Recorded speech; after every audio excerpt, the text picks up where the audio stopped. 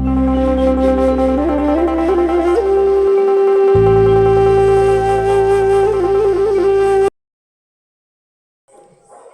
বন্ধু বান্ধৱীসকল, সকলোকে নমস্কাৰ জনাইছোঁ আৰু ইলোৰা ছেভেনলৈ স্বাগতম জনাইছোঁ। আজি মই আপোনালোকৰ ওচৰলৈ এটি দহি বনোৱা সৰু ভিডিঅ' লৈ আহিছোঁ। সকলোৱে দহি বনোৱা ভিডিঅ' দিয়েই থাকে, কিন্তু মই কেনেকৈ কৰোঁ আৰু খুব সহজে কেনেকৈ কৰিব পাৰি সেইটো জনাবৰ কাৰণে মই আজি ভিডিঅ'টো বনালোঁ। আশা কৰোঁ আপোনালোকে সকলোৱে ভিডিঅ'টো আদৰি ল'ব। দহি বাতিবলৈ আমাক প্ৰথমতে এটা বেজী দৰকাৰ হ'ব। তাৰপিছতে এইটো হ'ল বেজী। তাৰপিছতে আমাক এটা কটন গুলিৰ দৰকাৰ হ'ব। তাৰপিছত এখন কেঁচি দৰকাৰ হ'ব আৰু আমাক এনেচা সূতা দৰকাৰ হ'ব। মোৰ যিহেতু চাদৰখনত দুটা কালাৰ আছে, মই সেইটো কাৰণে দুটা কালাৰ লৈছোঁ। দুনেচা সূতা, এটা ৰঙা আৰু গল্ডেন কালাৰ। এতিয়া এনেকৈ আমি সূতাটো আমি এনেকৈ নেচা কৰি দোকানত কিনিবলৈ পাওঁ। ইয়াক আমি কি কৰিব লাগিব, যেতিয়া নেচাটো আমি এনেদৰে গুটিটো থাকে, আমি মাজতে দুভাগ কৰি কাটি ল'ব লাগিব সমানকৈ।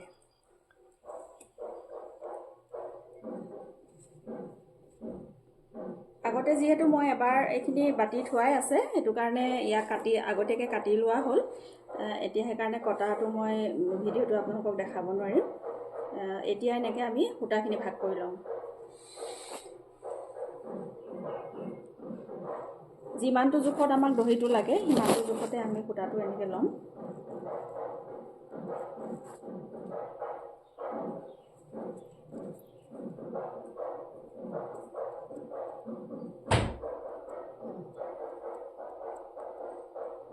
প্ৰথমবাৰ বান্ধোতে হয়তো অকণমান কষ্ট হ'ব পাৰে।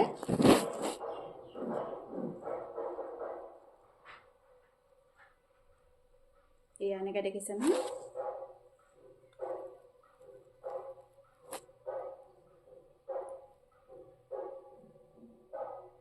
এনেকৈ পাক মাৰি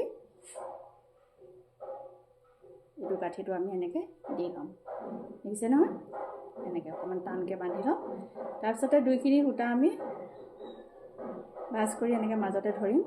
ধৰি লৈ পিনে আঙুলিৰ টিপনিটো ৰাখিব লাগিব। তাৰপিছতে এনেকৈ সূতাটো পকাই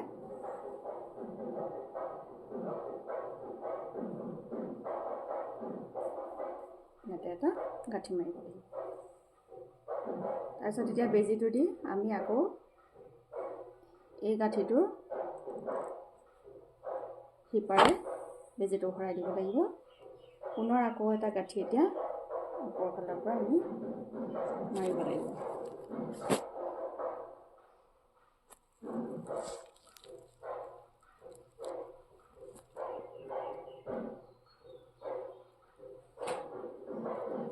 এতিয়া আমি এইটো চিলাই থোৱা চাদৰৰ আঁচলত বেজীটো এনেকৈ ভৰাব লাগিব।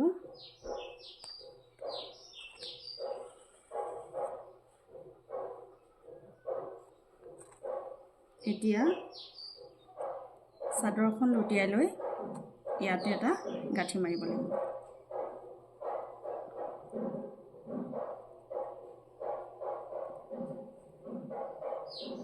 এনেকৈ 3বাৰ গাঁঠি দিয়াৰ পিছত ই আৰু কেতিয়াও খুলকি নাহে। এতিয়া আমি বেজীটো আৰু সূতাটো এনেকৈ ইয়াত কাটি দিম। মই ইমানটো দূৰত্বত লৈছোঁ, হয়তো ইয়াতকৈ কোনোবাই ঘনকৈ বিচাৰিলেও ঘনকৈ কৰিব পাৰিব।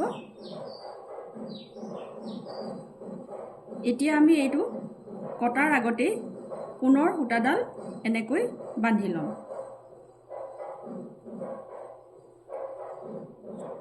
সমানকৈ ৰাখিবৰ কাৰণে আমি সদায় এটা আঙুলিৰ জোখ এনেকৈ ল'ব লাগে, যাতে পুনৰাই আকৌ এইখিনি দহিখিনি কাটিবলগীয়া নহয় বা মিলাবলগীয়া নহয়।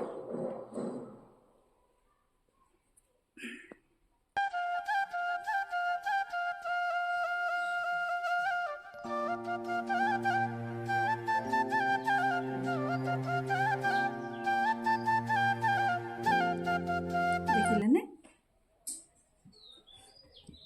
এতিয়া কেঁচিখনেদি আমি ইটো দহিৰ লগত সিটো মিলাই সমানকৈ কাটি দিম।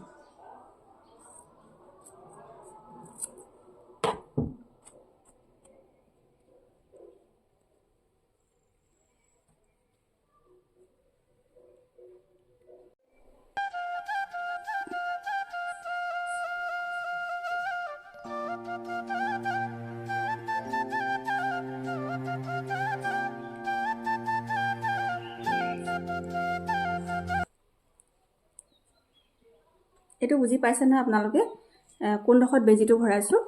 এইটো আমি যিটো সূতাডাল গাঁঠি মাৰিলোঁ তাৰ সূতাৰ সিপাৰে আমি এই বেজীটো ভৰাব লাগিব। তেতিয়া এই গাঁঠিটো ধৰি ৰাখিব আৰু সুলকি নাহিব।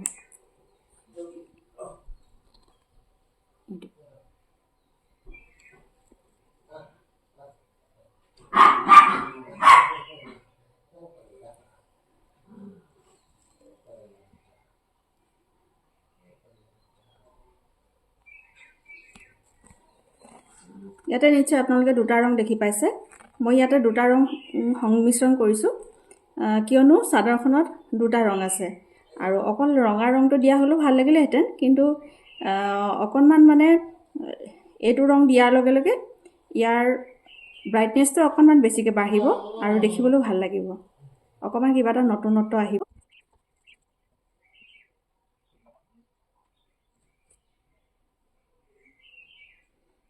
বহুতে আগতীয়াকৈ বেজীটো লগাই সূতাডাল গাঁঠি লয়, কিন্তু মই কি কৰোঁ, দহিখিনিত আগতে এনেকৈ বান্ধি লওঁ আৰু ডাইৰেক্টলি বেজীটো দি এনেকৈ বান্ধি লোৱাৰ পিছতেহে মই চাদৰৰ আঁচলত দহিখিনি বান্ধো।